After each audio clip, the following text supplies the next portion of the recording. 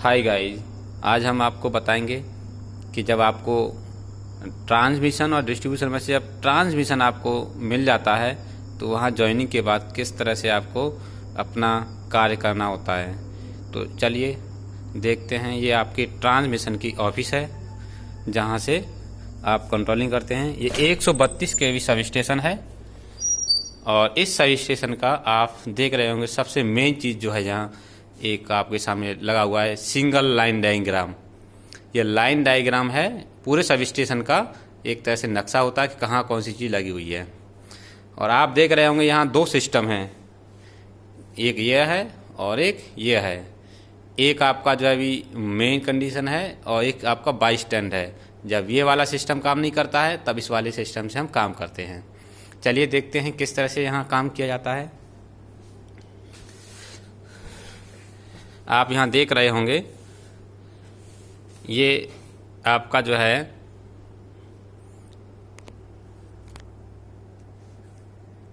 SCADA system है। यहाँ से हम टोटल फीडर्स ऑपरेट कर सकते हैं। यहीं बैठ करके हम इसको फीडर्स की सप्लाई को क्लोज करते हैं, ओपन करते हैं। फॉर एग्जांपल आपको हम जानकारी देना चाहें, जैसे मान लीजिए आपका एक ये फीडर है, फीडर नंबर 5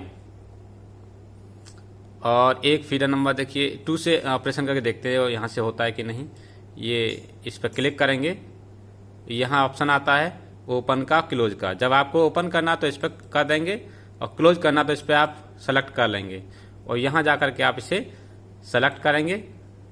उसके बाद जैसे ही आप यहाँ कर देंगे वैसे ये ब्रेकर अपना ऑपरेशन कर लेता है। जैसे मान लीजिए क्लोज है तो क्लोज पर करेंगे तो क्लोज हो जाता है और अगर ओपन पर करेंगे तो ये ओपन हो जाता है। तो एक ऑपरेशन मैं आपको यहाँ करके दिखा दूंगा जिससे कि आपको पता चले कि हाँ किस तरह से ऑपरेशन होता है। चलिए जैसे फीडर नंबर 5 है, इसको हम ओपन कंडीशन में है, इसे क्लोज करते हैं। ये क्लोज किया, यहाँ सेलेक्ट कर लिया और यहाँ एग्जीक्यूट करेंगे तो फीडर लग जाता है। देखिए आपके सामने फीडर रेड कलर का हो गया, यानी कि फीडर की सप्लाई चालू हो गई। इसी को फिर मान लीजिए हम यहाँ से ओपन करना चाहते हैं तो यहाँ जाएंगे, ओपन करेंगे, सेलेक्ट करेंगे और एग्जीक्यूट कर देंगे तो फीडर ओपन हो जाएगा। देखिए इस समय ये लाल कलर में है, ओपन हो जाएगा तो ग्रीन कलर हो जाता है। देखिए ओपन हो गया। इस तरह से स्काडा सिस्टम से आप अपना ऑपरेशन कर लेते हैं। यहाँ ऑपरेशन करते समय सारी डिटेल आपकी यहाँ इसमें सेव होती रहती हैं। जैसे नीचे देखना लाइन जो चल रही हैं, हमने अभी खोला था फीडर 2.2। 2.2 का मतलब होता है कि एक पैनल में 3 फीडर क्लोज है हमारे वहाँ। इसी प्रकार से दूसरे पैनल में ये 3 होते हैं, तो दूसरे का दूसरा फीडर 5वां ऑपरेशन में लिया था, इसलिए वो 2.2 दिखा रहा है। इसके अलावा आपको जानकारी देना चाहेंगे, आपकी जो है ये लॉग शीट होती है जिस पे आप अपना पूरा डिटेल भरते हैं।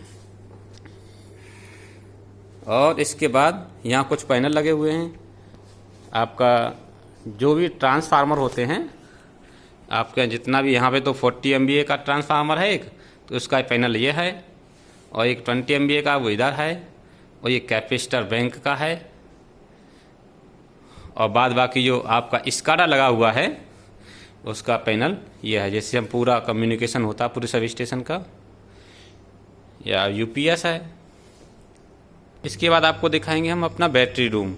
बैटरी रूम में क्या होता है कि यहाँ आपके DC सप्लाई के लिए कुछ बैटरी लगाई जाती हैं सीरीज क्रम में।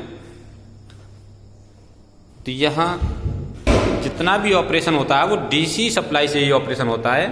तो ये DC सप्लाई के लिए यहाँ टोटल जो बैटरी है 55 बैटरी लगाई गई हैं। जैसा कि आप सामने से देख रहे होंगे, ये बैटरी जो लगी हुई है इन पर क्रमांक पड़ा हुआ है, आप देख रहे होंगे। टोटल 55 बैटरियाँ यहाँ लगाई गई हैं सीरीज क्रम में, जिससे कि एक बैटरी का लगभग वोल्टेज जो होता है स्टैंडर्ड वैल्यू वो 2 वोल्ट की होती है। 55 में 2 का जब मल्टीप्लाई कर देंगे तो 110 वोल्ट हो जाता है। तो 110 वोल्ट DC सप्लाई जो है यहाँ टोटल ऑपरेशन में होती है, जिसमें ब्रेकर हम अभी क्लोज किए थे कंप्यूटर से, तो वहाँ ट्रिपिंग कॉइल और क्लोजिंग कॉइल लगी होती है जो कि DC सप्लाई से ऑपरेट होती है। अभी आपको दिखाया था हमने बैटरी रूम, और बैटरी चार्ज किससे होती है, तो बैटरी को चार्ज करने के लिए एक चार्जर दिया गया है। जहाँ पर ये बैटरी का चार्जर है, और इसके अलावा इधर जो लगाया वो डीसी टीवी है, यानी कि यहाँ से पूरे स्विच यार्ड में और कंट्रोल ऑफिस में सब जगह डीसी सप्लाई डिस्ट्रीब्यूट की गई है। वो नीचे जो देख रहे हैं आप एमसीबी जो लगी हुई है, ये सब इनके द्वारा सप्लाई ऑन ऑफ की जाती है, डीसी सप्लाई जिस किसी सर्किट की ऑफ करने से एमसीबी को गिरा देते हैं। अब आते हैं बैटरी चार्जर पर कि ये कैसे काम करता है। बैटरी चार्जर में आप देख रहे होंगे कि इसमें 2 एम्पियर के हैं, 2 वोल्ट के हैं। तो इसमें इनपुट एसी वोल्टेज वाला एक वोल्टेज है, और कितना डीसी वोल्टेज मिल रहा है आपको चार्जिंग में वो यहाँ पे दे रखा है। देखिए ये चार्जिंग डीसी वोल्टेज हो गया, कितना इनपुट एसी वोल्टेज दे रहे हैं वो ये हो गया। इस पर सेलेक्टर दिया हुआ है कि RY BR RY, ये चेक कर सकते हैं कि इसमें कितना इसमें वोल्टेज है तीनों फेजों में, और ये ऑफ कंडीशन है। तो यहाँ पे ऐसे करके चेक कर सकते हैं इसे। और नीचे जो दिया गया है डीसी फ्लोट करंट, जब फ्लोट और इसमें बूस्ट 2 ऑप्शन होते हैं। देखिए इधर ये बूस्ट का ऑप्शन दिया है, ये फ्लोट का एम्पियर दिया गया है मीटर जो है। तो हम फ्लोट पे ही इसे बैटरियों को लगाए रखते हैं, क्योंकि नॉर्मल चार्जिंग के लिए फ्लोटिंग का ऑप्शन यूज करते हैं। जब बैटरी ज़्यादा डाउन हो जाती है, बैटरी वीक ज़्यादा हो जाती है, उस कंडीशन में हम इसे यहाँ से पहले सेलेक्ट करेंगे बूस्ट पर। ये भी फ्लोट पर चल रहा है, बूस्ट पर करते हैं। और यहाँ से भी आप देखिए ये ऑटो पे लगा है, यहाँ पे आपका बूस्ट लिखा है और यहाँ लिखा है फ्लोट, तो ये अभी फ्लोट पे चल रहा है और ये वाला ऑफ है। तो फ्लोट पे चल रहा है, जब बैटरी वीक हो जाती है उस समय हम इसे बूस्ट पर लगाते हैं। चलते हैं आपको अपना स्विच यार्ड दिखाते हैं कि किस तरह से स्विच यार्ड में आपका दिया गया है सिस्टम हमारा।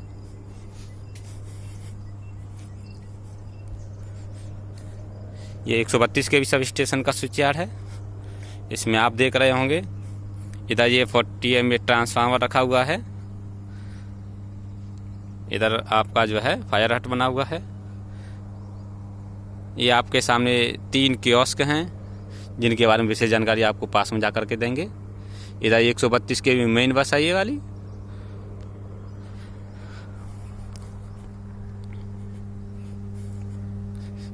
जो आप देख रहे हैं इसमें 3 जो लगे हुए हैं ये हैं आपके करंट ट्रांसफार्मर हैं जिन्हें सीटी बोलते हैं।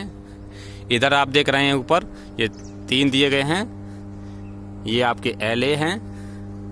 और इधर जो है आपका जो है ट्रांसफार्मर है, इसमें ये 3 बुशिंग ऊपर दी हुई हैं RYB फेजों की। और जो आप बात करते हैं सिलिका जेल जो होता है, देखिए हेल्दी कंडीशन में आपका देखिए दे रखा है। जैसे ये खराब हो जाता है गुलाबी पड़ जाता है, पहले बैगनी होता है अच्छी क्वालिटी, फिर नीला होता है, फिर बैगनी हो जाता है। बैगनी नहीं गुलाबी हो जाता है। जो बैगनी कलर हो जाए तो समझो ये काम नहीं करता है, फिर हम इसे चेंज कर देते हैं। इसके अलावा जो ब्रेकर होता है जिसमें हम जानकारी देना चाह रहे थे आपको, ये ब्रेकर है आपका जिसके ऊपर 3 पोल दिए गए हैं और यहीं से सप्लाई को ब्रेक होता है ब्रेकर के द्वारा। इधर सामने देख रहे हैं आइसोलेटर है 3 RYB फेज के। इन तीनों को खोल करके सप्लाई ब्रेक करके तब इसमें कोई कार्य करना होता है तो पहले न्यूट्रल करते हैं, सारे सर्किट खोल दिए जाते हैं, उसके बाद अर्थिंग करके तब इस पर हम वर्क करते हैं। चलिए हम आपको दिखाइए 20 MVA ट्रांसफार्मर है, इसके पार्ट्स हम वही हैं, लेकिन हम जानकारी देना चाह रहे हैं आपको 33 के भी कियोस्क के बारे में। यहाँ से कियोस्क का मतलब है यहाँ पे 33 के भी पैनल रखे हुए हैं टोटल। इसके अंदर हम आ चुके हैं। ये पूरा ऑपरेशन यहाँ से जैसे मान लिया हम कंप्यूटर से करते हैं क्लोज और ओपन, जब कंप्यूटर से नहीं हो पाता किसी भी रीजन से तो फिर ये पैनल दिए गए हैं। यहाँ से आप जो है इन TNC स्विच के द्वारा, ये TNC स्विच होता है ये वाला, इससे आप देखिए ऑप्शन दिए गए हैं। इसमें एक तरफ क्लोज दिया गया है और एक तरफ दिया गया है ट्रिप दिया गया है। जब ये नोब क्लोज की तरफ जाती है तो क्लोज हो जाता है ब्रेकर, और ये नोब आपकी ट्रिप की तरफ जाता है तो ब्रेकर ट्रिप हो जाता है। ट्रिप का मतलब होता है कि ओपन हो गया सर्किट, क्लोज का मतलब सर्किट क्लोज हो गया, क्लोज होने पर सप्लाई चालू हो जाती है। ये पूरा सिस्टम देख लीजिए। मैंने आपको बताया कि एक पैनल में 3 ब्रेकर होते हैं, देखिए दिया गया है ना 1 2 3। आप इसमें पहले को 1.1 पढ़ते हैं, दूसरे को 1.2 और तीसरे को 1.3, और दूसरे पैनल में पहुंच जाएंगे तो 2.1 2.2 2.3। इस तरह से आपके पैनल दिए गए हैं। सभी इन पैनलों से हम यहाँ से ऑपरेशन कर सकते हैं। इसी प्रकार से आपके सामने जो दिया गया है, इसमें लाइन सेकंड ऑफ 20 MVA का पूरा सिस्टम दिया गया है, और सामने वाले में लाइन फर्स्ट और 40 MVA का दिया गया है। चलिए चलते हैं ब्रेकर के पास। ब्रेकर में कुछ आपको जानकारी देते हैं। देखिए हम 33 kV ब्रेकर के पास हम आ चुके हैं। इसमें हम चलते हैं, देखते हैं। ये इसका ब्रेकर का अंदर का मैकेनिज्म है। इसमें आप देखेंगे किस तरह से ये वर्क करता है। सबसे पहले आप देखिए यहाँ पर ये आपका TNC स्विच दे रखा है कि हमें यहाँ से अगर ब्रेकर के पास आकर के ऑपरेशन करना है, जैसे हम बता रहे थे अभी आपको, कंप्यूटर से लगाते हैं, कंप्यूटर से ना लगे तो वहाँ से भी लगा लेते हैं, कियोस्क से पैनल जो दिए गए हैं वहाँ से ना लगे तो फिर इससे भी लगा लेते हैं। तो इसमें क्या करते हैं, जब ये रिमोट पे लगा होता है तो काम नहीं करेगा, ये लोकल पे कर लेंगे तब यहाँ से ये काम करेगा। सेम वही कंडीशन का TNC स्विच है जिस तरह से ब्रेकर में दिया गया है। आगे ऊपर देख रहे हैं MCB दी गई है, ये आपकी AC सप्लाई के लिए हैं, जिससे कि आपकी जो है इसमें AC सप्लाई जो यूज होती है वो इसमें मोटर के लिए यूज होती है। जो आपकी ये मोटर लगी हुई है ये स्प्रिंग को चार्ज करने के लिए होती है। तो जैसे ही स्प्रिंग फुली चार्ज हो जाती है तो ये अपने आप सप्लाई कट हो जाती है। इसमें लिमिट स्विच लगा होता है, जैसे कि आप देख रहे हैं सामने, देखिए ये वाला ये लिमिट स्विच है, ये सप्लाई ब्रेक कर देता है जैसे स्प्रिंग चार्ज हो जाती है। ये आप बता रहे थे हम आपको कि 110 वोल्ट की DC सप्लाई से क्या ऑपरेट होता है। तो देख रहे हैं आपको एक कॉइल देखो ये लगी हुई है, एक कॉइल ये लगी हुई है। ये दोनों कॉइल 110 वोल्ट DC सप्लाई से ऑपरेट होती हैं। अगर मान लीजिए ये कॉइल दोनों सेम होती हैं, ट्रिपिंग प्लंजर पर कस दिया जाए तो ये ट्रिपिंग कॉइल बोल दी जाती है, और क्लोजिंग पे कस दी जाए तो क्लोजिंग कॉइल बन जाती है। दोनों में सेम रहता है, इसमें कोई अंतर नहीं होता है। और इसमें जब मान लीजिए MCB ओपन करने, ये ऊपर करने पर ये सप्लाई AC वाली चालू हो जाती है, जिससे ये मोटर स्प्रिंग को चार्ज कर देती है। अगर चार्ज ना हो तो मैनुअली चार्ज किस तरह से करते हैं कि इसमें जो है हैंडल लगा करके घुमा करके इसे चार्ज कर लेते हैं। बाद बाकी ब्रेकर जो है देखना होगा कैसे हमें मालूम पड़ेगा कि ओपन है कि क्लोज है, कि इसके अंदर जो ये रॉड है ये आप अंदर साइड में नीचे है, जब क्लोज हो जाता है ये रॉड ऊपर उठ जाती है, अंदर साइड से बाहर से नीचे जाती है, क्योंकि ऊपर जाके टच करा देती है। ऊपर जा करके दोनों को टर्मिनल टच कराएगी तो इधर से ये ऊपर उठ जाती है। और यहाँ संबल भी दिया गया है। ये ऑफ का मतलब है ब्रेकर ओपन कंडीशन में है, जब ऑन हो जाएगा तो आपको ये वाला दिखाई देगा, ऑन वाला। ऐसे ही स्प्रिंग देखो चार्ज लिखा है तो चार्ज है, डिस्चार्ज हो जाएगी तो आपको ये वाला ऑप्शन दिखाई देगा इसमें।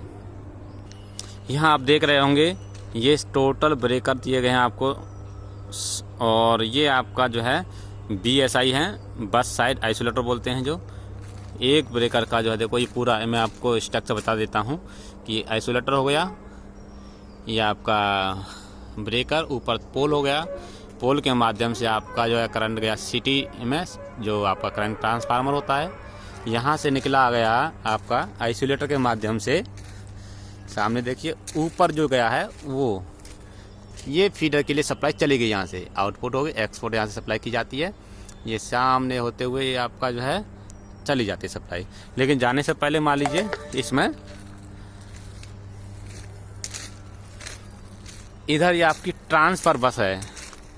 अगर मान लीजिए हमारी ब्रेकर में कुछ प्रॉब्लम आ जाती है तो ये सप्लाई जो है यहाँ से कनेक्ट करके इधर आइसोलेटर लगा देंगे, इस वाले को, इस वाले आइसोलेटर लगा देंगे और ऊपर सप्लाई चली जाती है, और ये सप्लाई आपकी एक्सपोर्ट हो जाती है, चली जाती है फीडर के लिए। और इसके बाद हम बताएंगे ये ब्रेकर से आगे जो है मेन बस है आपकी 33 kV की, जहाँ से हमें फीडर को सप्लाई मिलती है, वो ये है 33 kV मेन बस।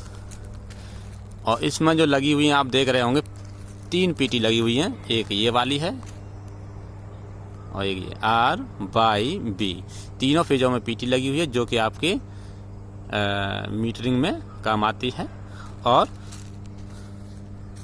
मीटरिंग और प्रोटेक्शन 2 वर्क होते हैं PT के, इसी प्रकार से CT का भी होता है, मीटरिंग और प्रोटेक्शन। अब हम आ गए 132 kV स्विच यार्ड में। उधर जब हम घूम रहे थे वो 33 kV स्विच यार्ड था। अब 132 kV स्विच यार्ड में आपको जानकारी देना चाहेंगे कि किस तरह से यहाँ सर्किट है। तो सबसे पहले बताना चाहूँगा कि जो हमारे यहाँ सप्लाई आती है वो 220 से आती है। तो 220 से जो सप्लाई आती है उसका टावर आप सामने देख रहे होंगे बड़ा वाला। वहाँ से आपके लिए देखिए 6 कंडक्टर हैं, 3 लेफ़्ट में हैं, 3 राइट में हैं और 1 टॉप पे है। तो जो 3 आपके लेफ़्ट में हैं देखिए ये आपके हो जाएंगे लाइन 1 के लिए, और राइट में 3 है वो लाइन 2 के लिए हो जाते हैं। यहाँ से सप्लाई देखिए ये जो आई है टावर से यहाँ करके हमारे सीधा यहाँ LA पे आई है। पहले LA से आई है, फिर PT पे देख रहे होंगे आप। दूसरे नंबर पे जो PT लगी हुई है, फिर तीसरे नंबर पे लगी है CT, और CT से होते हुए सीधे आगे चली जाती है अपने 132 kV मेन बस पे, जिसमें बीच में आपका लगा रहता है एक ब्रेकर और आइसोलेटर लगे रहते हैं। एक आपको लाइन को अच्छे से समझा देते हैं जिससे आपको आसानी रहे समझने के लिए। जैसे देखिए ये LA है, LA से सप्लाई आई PT में, और PT से घूमती हुई आई आपकी CT में। अब CT के बाद सप्लाई देखिए ये सप्लाई CT से निकली हुई कंडक्टर से होते हुए ये गई देखिए आपको आइसोलेटर पे। जो आप ये देख रहे हैं ये एक टेंडम आइसोलेटर है। जब ये टेंडम को यूज करते हैं उसकी जानकारी हम बाद में देंगे आपको। जब कुछ काम होता है 132 kV मेन बस पे तो इसको सप्लाई को बाईपास कर दिया जाता है इस टेंडम के आइसोलेटर के द्वारा।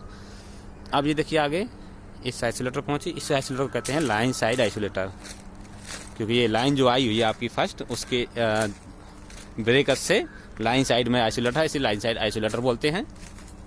और इसके बाद ये है आइसोलेटर आपका। इसके बाद जो है ये आपका ब्रेकर है 132 kV का, जिसमें ऊपर 3 पोल दिए गए हैं।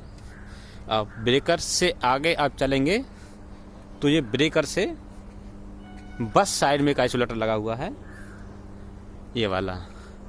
तो ये आपका होता है BSI बस साइड आइसोलेटर। ये 3 दिए हुए हैं इसमें। और ऊपर जो देख रहे हैं आप 3 कंडक्टर जो है आ रहे हैं, 3 कंडक्टर हैं, इनको बोलते हैं मेन बस है। ये 132 kV की मेन बस है। तो दोस्तों ये था अपना सब स्टेशन जहाँ पर हम वर्क कर रहे हैं, और इस वीडियो के माध्यम से हम बताना चाह रहे हैं आपको किस तरह से हम लोग यहाँ काम करते हैं, किस तरह सर्किट है, किस तरह से ऑपरेशन करते हैं। ये सारी चीज़ें आपको एक छोटी सी वीडियो के माध्यम से देने जा रहे थे। आई होप, मैं जानता हूँ कि आपको इस वीडियो से बहुत हेल्प मिली होगी। आपको जो है ये जानकारी पूरी मिल गई होगी किस तरह से यहाँ ट्रांसमिशन में ज्वाइनिंग के बाद वर्क किया जाता है, क्या क्या आपके वर्क हैं। डेली आपको जो है ड्यूटी आकर के अपना यहाँ जो टोटल रजिस्टर होते हैं, जो आपके रजिस्टर हैं सब मेंटेन करने पड़ते हैं। ये देखिए आपके रजिस्टर रखे हुए हैं, रजिस्टरों में ज़्यादा वर्क नहीं होता है। तो चलिए आज की वीडियो यहीं समाप्त करते हैं। Thanks for watching this video.